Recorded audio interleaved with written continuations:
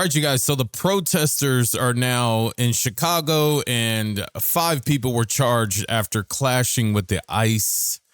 This is getting insane, guys. Let's check out this clip and we'll talk about it. Of the 5 people charged, 3 were released as their cases move forward. 2, however, are being held in federal custody tonight, at least temporarily. Both men charged with 1 felony count of assaulting a federal officer. Their advocates, however, saying that these are not the dangerous men they're being portrayed as. Images captured by ABC7 outside of Broadview's processing facility Saturday evening show the moments after Paul Ivory was arrested.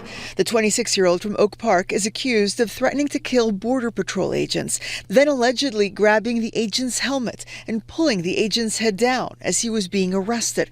In court today, a judge ordered him detained at least until his next hearing.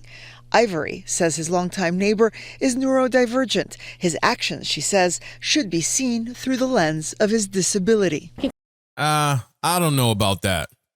You've threatened to kill someone, a federal agent at that. ICE, the government, politicians. If you threaten to kill anyone, it's a felony. You do know that, right? Like, people understand that you can't just make these outlandish threats and not expect your life to be ruined with a felony charge.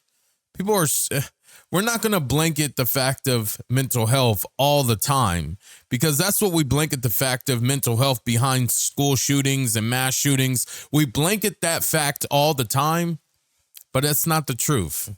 People know what they're doing. It's very important for everyone to know that Paul Ivory is not the face of domestic terrorism in the United States. In fact, according to the complaint, Ivory waived his Miranda rights, and in speaking to agents, he said ICE agents were disrespectful towards the Broadview Police Department and veterans, which was the basis for his attending the protest. Also in court today were Ray Collins and Jocelyn Robledo. Pictured in these photos posted on social media by DHS, the Chicago-based couple were found to be in possession of handguns when they were arrested as protesters clashed with federal agents who were attempting to extend a safety perimeter around the facility. Both have CCLs. But while Robledo was released from custody today, Collins, who according to the complaint charged towards agents causing injury to one of them, was ordered detained pending his trial. My client had a gun which he had lawfully. His wife was being crushed against a wall by ICE people, and he went to help his wife, and that's when he was arrested. His wife is being crushed by ICE people, and that's when he went to help. Okay, so we're going to break this down in terms of myself, right? So if I see protests or if I see ICE going in, raiding a building, do you think I'm going to take me and my wife and go inside of the mayhem, go stop the ICE raid, or we're going to just get in our car and go home safely? Why do people think that they're like a superhero or something? Like you can stop what the federal government is going to do. ICE raids are going to happen, you guys. They're going to happen. It does not matter if you protest today. It doesn't matter if you protest tomorrow. None of this matters because they're still going to happen. I don't know why people don't understand that. All you're doing is putting yourself in harm's way. And to be honest, ICE and federal agents can end your life. And there wouldn't be any really repercussion, especially if it's behind a protest, especially if you have a weapon in your waistband.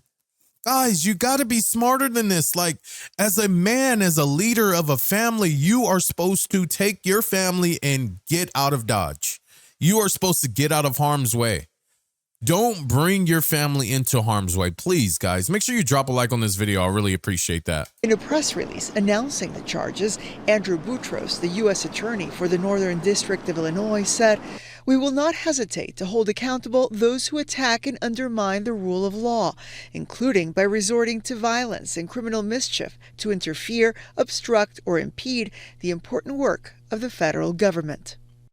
Ivory is being held till at least Wednesday when his detention hearing has been scheduled. Meanwhile, while Collins has been ordered held pending his trial, his attorney tells us that he will be filing an emergency request for.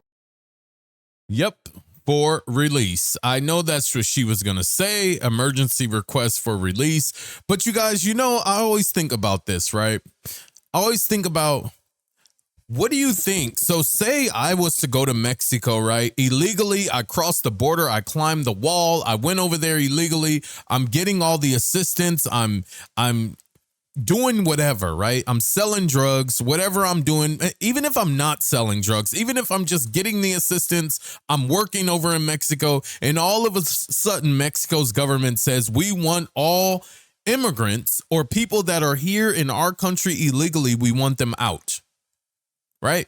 What if that happens? I'm going to be one of those people that's become a immigrant, me and my family, right? Do you think the people of Mexico would truly care? And it does not matter of your skin color, to be honest. It's not a race thing. Do you think they truly would care that my American ass was removed? Do you think they would care? Do you think they would protest against their government to protect me and keep me in Mexico, me and my family? I don't think so. I truly don't. That's just my point of view. I don't think they would actually care. I really don't. I think they would just turn a blind eye. Who cares? He's a gringo. Who cares? He needs to go. Why is everybody so up in hoots and arms about what's going on with the ICE raids? I mean, the right thing to do is just go back home to wherever you came from and then come over here legally. It's so simple.